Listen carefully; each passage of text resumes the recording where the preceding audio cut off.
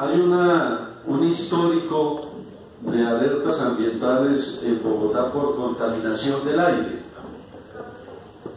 Estamos en esa alerta y durante los 3 últimos años nuestra ciudad ha experimentado varias alertas ambientales relacionadas con la calidad del aire que comparten 2 aspectos en común.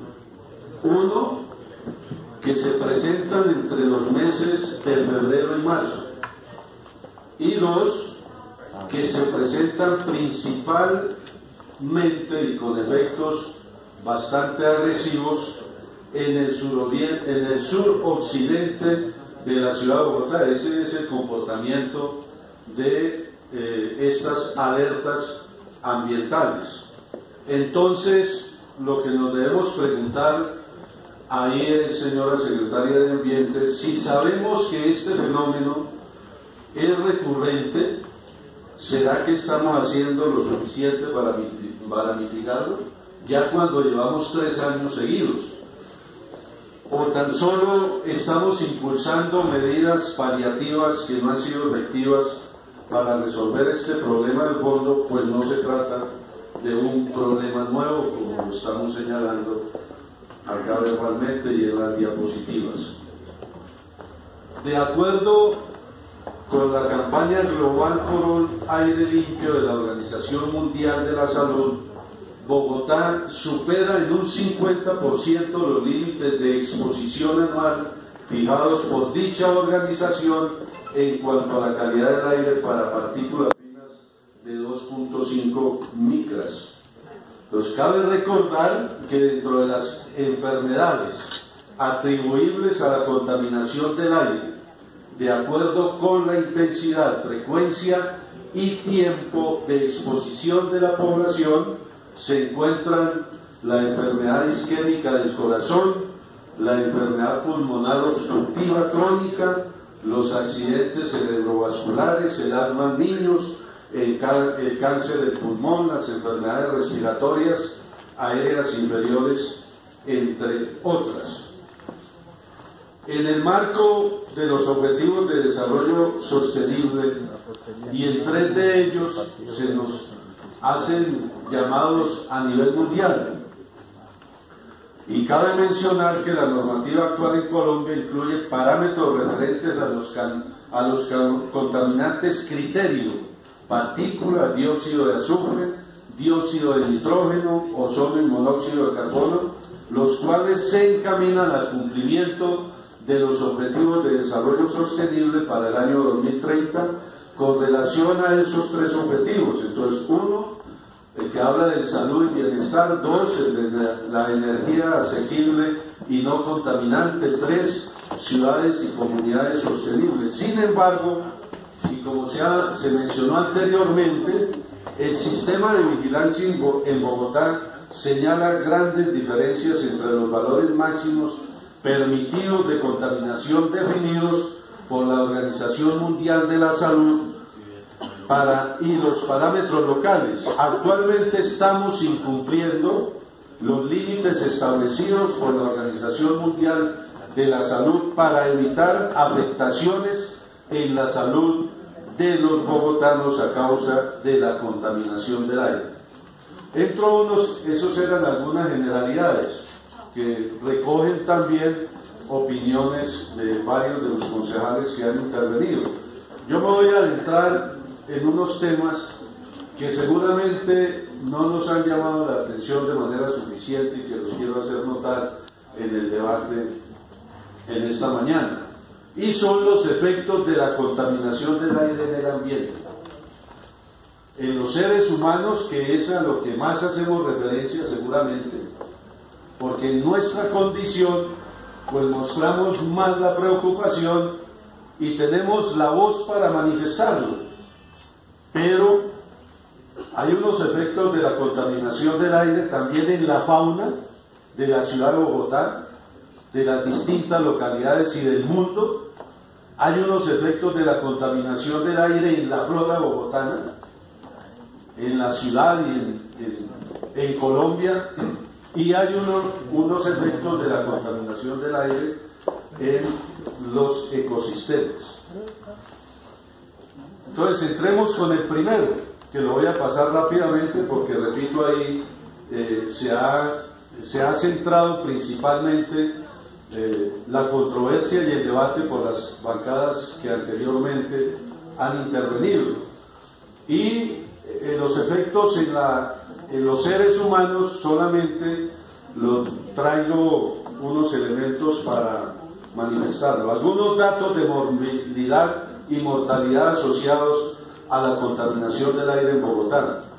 En el caso particular de Bogotá, la Secretaría de Salud informó que, de acuerdo con la información obtenida del Sistema de Vigilancia Epidemiológico en Salud Pública y del Sistema de Vigilancia Epidemiológico y Sanitario, los niños menores de 5 años son el grupo más sensible a la contaminación del aire. Así lo demuestra la gráfica de la izquierda, pero de acuerdo con el Departamento Nacional de Planeación en el 2016, a pesar de que Bogotá ha mejorado su calidad del aire en la última década, fíjense, ha mejorado, pero sin embargo, todos los años se repiten las alertas en los mismos meses y en las mismas localidades. Ahí hay que hacer algo, precisamente. En la última década, anualmente el 10.5%, 3.200 de las muertes en la ciudad se atribuyen a la contaminación del aire. Se atribuyen a la contaminación del aire. Seguramente eso no despierta grandes polémicas, ¿sí? Porque lo que despierta es el atentado, el asesinato, el que muere por un tiro, por una explosión, etcétera. Eso genera mucho más impacto, mucho más zozobra, ¿sí? Mucho más ira, rabia y lo que sea en la población bogotana. Pero acá estamos diciendo que 3.200 de las muertes en la ciudad se atribuyen a la contaminación del aire, y los costos en la atención de enfermedades relacionadas con infecciones respiratorias son de aproximadamente 1.400 millones de dólares. 1.400 millones de dólares, el 2.5 del PIB en la ciudad de Bogotá. Eso para hablar de los efectos de la contaminación en un sector de la población bogotana y colombiana, en los efectos hacia los humanos. Entonces entremos ahora a hablar de los efectos de la contaminación del aire en la fauna. Es necesario recordar que la contaminación del aire impacta negativamente a todas las formas de vida, incluidos los animales. Señora Presidenta, este es un tema que le interesa, no me la distraiga, gran amigo y compañero, que el Festival Vallenato vamos a ir por el fútbol. Bueno, por internet. No hay por internet. Entonces, afecta a todos los animales, al igual que en los humanos. Todos los animales, a pesar de su tamaño, pueden verse afectados por la contaminación. Los animales dependen del oxígeno que proviene del aire, y cuando el aire está contaminado, se inhalan gases y partículas nocivas. La contaminación que los animales inhalan puede acumularse en los tejidos con el tiempo, causando daños en sus órganos. No solo inhalan gases nocivos de la contaminación, sino que los contaminantes también se absorben a través de la piel y provienen de los alimentos y del agua. Una revisión bibliográfica realizada por la Universidad de Wisconsin en 2017 reveló que las aves son particularmente vulnerables a los contaminantes del aire, pues su sistema respiratorio difiere considerablemente al compararse con otros vertebrados terrestres. La exposición a los elevados niveles de contaminación del aire en las urbes incrementa la concentración de toxinas elementales en los tejidos de los órganos vitales para las aves, como en el caso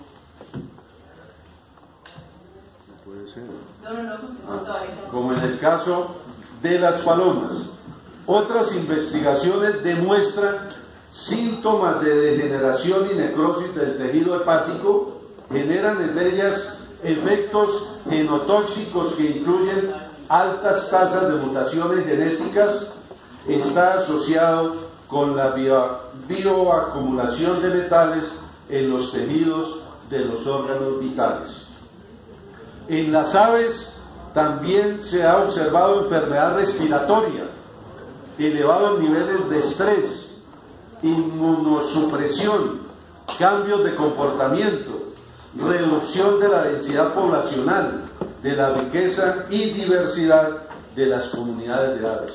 Esos son efectos de la contaminación que seguramente nosotros los humanos no los hacemos muy notorios, porque ese todavía no es un tema como que nos impacte a nosotros negativamente. Otros efectos de la contaminación del aire en la fauna, en los mamíferos. En el año 2011 diversos autores demostraron que los perros con bronquitis crónica y los gatos con enfermedades inflamatorias de las vías respiratorias tienen un mayor riesgo de exacerbar sus condiciones si se exponen a contaminantes atmosféricos urbanos prolongados. Pues responden de manera similar al hombre. En este caso se recomienda, por ejemplo, evitar el ejercicio de mascotas al aire libre en áreas urbanos durante los periodos de pico de contaminación como el que estamos viviendo. Una recomendación sería esa, que en esas localidades de mayor contaminación, en esta alerta, pues se evitase el contacto de los animales de compañía, algunos les dicen mascotas, en esos sectores de la ciudad. Tendríamos que protegerlos teniéndolos con nosotros en los sitios de su hábitat permanente, que son los mismos sitios de vivienda de los seres humanos que comparten diariamente la vida con ellos. En las granjas ubicadas en zonas periurbanos se ha comprobado que elevados niveles de dióxido de azufre producen bronquiolitis aguda, enfisema e insuficiencia cardíaca en bovinos, mientras que en equinos la contaminación del aire produce faringitis folicular, bronquitis crónica, enfermedad respiratoria y obstrucción de las vías aéreas. Pero igualmente hay efectos de la contaminación del aire en la flora. En la flora vamos a ver algunos de esos casos. Al igual que en los animales, los contaminantes del aire producen efectos adversos sobre las plantas. En algunos casos, la exposición a la contaminación, particularmente de los dióxidos de azufre, hacen que los estomas se cierren, aunque protegen a las hojas de las entradas de otros contaminantes, pero detiene la fotosíntesis, puesto que degrada la clorofila.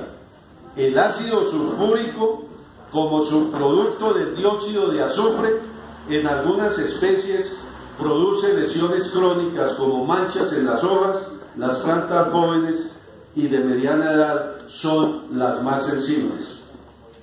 El etileno, que se produce por la quema de gasolina, gas natural y propano, influye en las hormonas vegetales reguladoras del crecimiento, afectan el desarrollo de los tejidos y de los órganos sin dañar las hojas.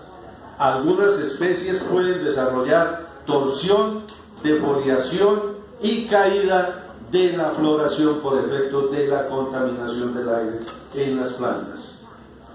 El smog y altas concentraciones de partículas reducen la cantidad de rayos solares que llegan a las plantas, lo que retarda su crecimiento y lo que genera la producción de oxígeno, pues son los grandes follajes en las plantas que por el smog y estas altas concentraciones pueden retardarse.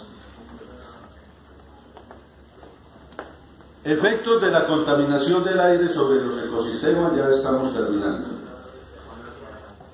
Otro aspecto menos importante es que la contaminación del aire producida desde las urbes puede impactar negativamente y en diferentes escalas a los ecosistemas. La contaminación produce efectos tóxicos agudos en los ecosistemas, lo que desencadena desequilibrios repentinos como la mortalidad masiva de especies de plantas y de animales. La lluvia ácida es uno de los agentes corrosivos que afecta a las edificaciones e infraestructura. En algunos casos puede disolver el carbonato de calcio y afectar el patrimonio mueble e inmueble construido como mármol y caliza. La contaminación del aire en las ciudades también contribuye al cambio climático, situación que empeora por la combustión de combustibles fósiles, incrementando las emisiones de dióxido de carbono, uno de los gases que causa el calentamiento global. Otro tema que a mí me llamó la atención es el que tiene que ver con la red de monitoreo del Black Carbon Hollín. Un avance relevante para nuestra ciudad se presenta con la implementación por parte de la Secretaría de Ambiente de la red de monitoreo del carbón negro, que se encuentra articulada a la red de monitoreo de calidad del aire en Bogotá. Entre los años 2014 y 2019 fueron instalados en la ciudad 9 analizadores que permitieron monitorear el aerosol atmosférico, es decir, nanopartículas o partículas ultrafinas, comúnmente conocidos como hollín. Vale la pena mencionar que es un componente tanto de las partículas finas como de las gruesas. Teniendo en cuenta que desde 2014 la ciudad cuenta con analizadores para carbón negro, para esta proposición la Secretaría de Ambiente, señora Secretaria, no nos brindó datos sobre los resultados de estos monitoreos que está realizando, lo que en cierta forma impide conocer el estado de su impacto en la calidad del aire en la ciudad de Bogotá. Un tema que se olvidó en el gobierno pasado, se detuvo. Yo creo que sobre ese tema el compañero Manuel va a profundizar, y ese es relacionado con el plan de descontaminación del aire para Bogotá entre los años comprendidos entre el 2010 y el 2020. Otra de las medidas que genera impactos positivos sobre la calidad del aire en la ciudad de Bogotá es el plan decenal. En el caso de las fuentes fijas, este plan incluye una medida para la conversión de gas carbón, de carbón a gas natural en industrias, y logró impulsar un cambio tecnológico que incrementó el uso de gas natural, pasando del 70.3% en el año 2008 al 87.3% en el 2018. Esto evidencia que el sector industrial ha tenido crecimiento en el proceso de conversión de combustible en sus fuentes industriales, que indudablemente las podemos o se debe seguir mejorando. Y en cuanto a las fuentes móviles, no obstante, a la diferencia de lo ocurrido con las fuentes fijas, con la modificación del plan de descontaminación efectuado mediante el decreto 335 de 2017, que fue la modificación, o yo diría la parálisis de ese plan por parte del gobierno anterior, se eliminaron gran parte de las regulaciones relacionadas con el transporte público en la ciudad, entre ellas el uso de sistemas de control de emisiones en vehículos de transporte de carga y motocicletas, además de la instalación de filtros de partículas en los buses, medida que reduce considerablemente las emisiones de carbón negro. Finalizo con unas propuestas para la gestión del aire en la ciudad de Bogotá. Hay que aumentar y promover el uso de energías limpias que permitan la eliminación efectiva del uso de los combustibles fósiles, tanto en fuentes móviles como fijas. 2. Hay que incentivar mecanismos para desestimular el uso de vehículos promover el uso de medios de transporte alternativo o masificación de medios de transporte público. Yo siempre he venido manifestando que siempre hablamos acá de unos modos de transporte y normalmente son los de transporte con tecnologías costosas.